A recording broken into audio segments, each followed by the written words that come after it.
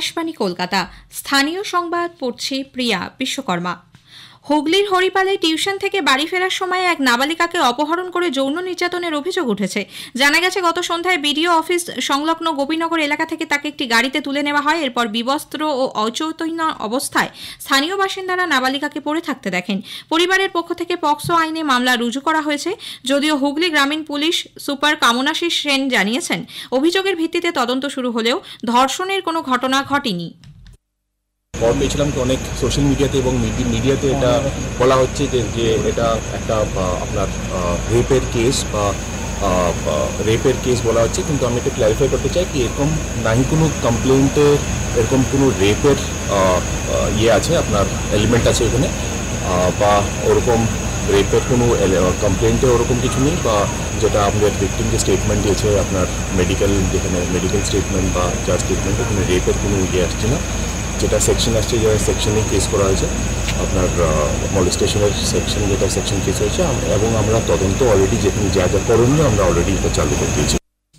রাজ্য পুলিশের পক্ষ থেকেও এক্স হ্যান্ডেলে এই ঘটনায় কেউ জড়িত নয় বলে দাবি করা হয়েছে।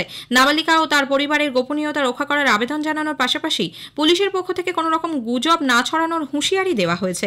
এদিকে এই ঘটনার প্রকৃত সত্য যাতে প্রকাশ্যে না আসে, সেজন্য রাজ্যের পুলিশ এবং তৃণমূল কংগ্রেসের নেতাকর্মীরা হাসপাতাল ঘিরে রেখে সংবাদ মাধ্যমকে সেখানে যেতে দেয়নি বলে বিজেপি অভিযোগ করেছে।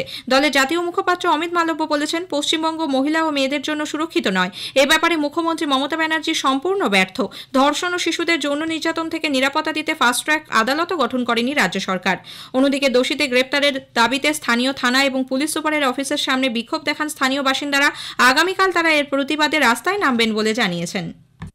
হরিপাল বাজার থেকে 600 মিটার দূরে আমাদের 18 নম্বর রাস্তার গলি অন্ধকারের মধ্যে একটি ছাত্রী, নসিবপুরের খালধারে বাড়ি, অন্ধকার গলি থেকে ওই এলাকার মহিলারা দেখতে পায় তার শরীরের কোনো পোশাক ছিল না।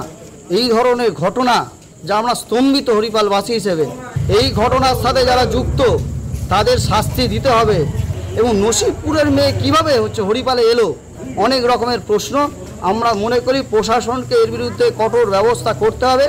সেই ছাত্রীটি হরিপাল হসপিটালে তার প্রাথমিক চিকিৎসা হয়েছে এবং প্রশাসনের পক্ষ থেকে তড়িঘড়ি এখান থেকে তার মাকেও তুলে নিয়ে চলে যাওয়া হলো।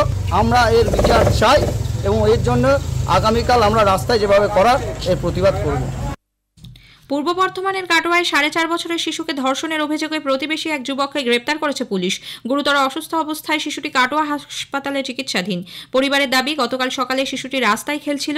সেই সময় চরণ মাঝি নামে ভুট্টা বিক্রেতা ওই যুবক প্রলোভন দেখিয়ে বাড়িতে ডেকে নিয়ে গিয়ে তাকে ধর্ষণ করে বলে অভিযোগ। পরিবারের লোকজন তাকে খুঁজতে বেরোলে শিশুটিকে গুরুতর জখম অবস্থায় দেখতে পান। অভিযোগ পেয়ে পুলিশ একাধিক টিম গঠন করে তল্লাশি শুরু করে। এরপর গতরাতে দাইহাটের জঙ্গল থেকে অভিযুক্তকে পাকড়াও করা হয়। আজ তাকে কাটোয়া আদালতে তোলা হচ্ছে। দক্ষিণ 24 পরগনার কুলতলিতে স্কুল ছাত্রীকে শ্লীলতাহানির অভিযোগে দুজনকে গ্রেপ্তার করেছে পুলিশ। জানা গেছে, গতকাল সকালে টিউশন সেরে বাড়ি ফিরছিল 10ম শ্রেণীর ওই ছাত্রী। সে সময় টোটোর মধ্যে থেকে এক যুবক তার শ্লীলতাহানি করে। টোটো চালকও এই কুকীর্তিতে যোগ দেয় বলে অভিযোগ। পরে ছাত্রীর বাবা কুলতলি থানায় অভিযোগ দায়ের করেন। তরুণী পিজিটি চিকিৎসককে ধর্ষণ ও খুনের ঘটনার বিচার চেয়ে বিভিন্ন মহলে আন্দোলন সংগঠিত হচ্ছে।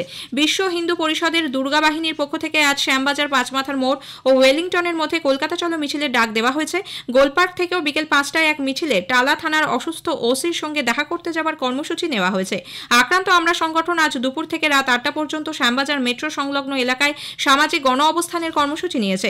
আরজিকর কাণ্ডে বিচারের দাবিতে ডাক্তাররা নানা কর্মসূচির কথা ঘোষণা করেছেন।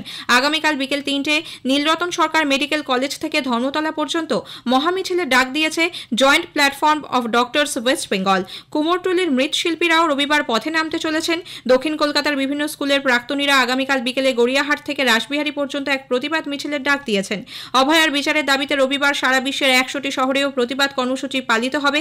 স্থানীয় সময় বিকেল 5টায় বিশ্বজুড়ে উঠেছে ঝড়, জাস্টিস ফর আরজিকর শীর্ষক এই কর্মসূচিতে অংশ নেবেন মার্কিন যুক্তরাষ্ট্র, ব্রিটেন, আয়ারল্যান্ড, কানাডা, জাম্বিয়া, দক্ষিণ আফ্রিকা, জার্মানি, অস্ট্রেলিয়া সহ বিভিন্ন দেশের বসবাসকারীরা।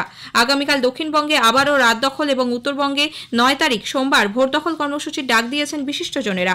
পথের দাবি সংগঠনের পক্ষ থেকে আগামী সোমবার রাত 9টা থেকে 9 মিনিট মৌন প্রতিবাদে সামিল হওয়ার আহ্বান জানানো হয়েছে। রাত 8টা থেকে 10টা পর্যন্ত শ্যামবাজার, ঢাকুরিয়া, যাদবপুর, 8B, মন্দিরতলা, কদমতলায় অবস্থানে বসবেন তারা। ওই দিনই দুপুর 3টায় কলেজ স্কোয়ার থেকে মহা মিছিল করে অকুপাই ধর্মতলা অভিযানের ডাক দিয়েছে নাগরিক সমাজ। এদিকে হাইকোর্টের অনুমতি নিয়ে হাওড়ার আমতার মৃত ছাত্রনেতা আনিসের বাবা সালিম খান শ্যামবাজারে আজ থেকে ধর্নায় বসছেন। আরজিকর কাণ্ডের প্রতিবাদে ধর্নায় বসার জন্য তার আবেদন মঞ্জুর করে বিচারপতি রাজর্ষি ভরদ্বাজের বেঞ্চ জানিয়েছেন দুপুর 2টো থেকে রাত 9টা পর্যন্ত ধর্নায় বসা যাবে। বিজেপি আগামী 16 তারিখ পর্যন্ত ধর্মতলায় ধর্নার পাশাপাশি প্রতিটি গ্রাম পঞ্চায়েতে পথসভা করবে। দোষীদের দ্রুত শাস্তি এবং পুলিশ কমিশনারের অপসারণের দাবিতে সিপিআইএম আগামী সোমবার লালবাজার চলো অভিযানের ডাক দিয়েছে। স্থানীয় সংবাদ শেষ হলো।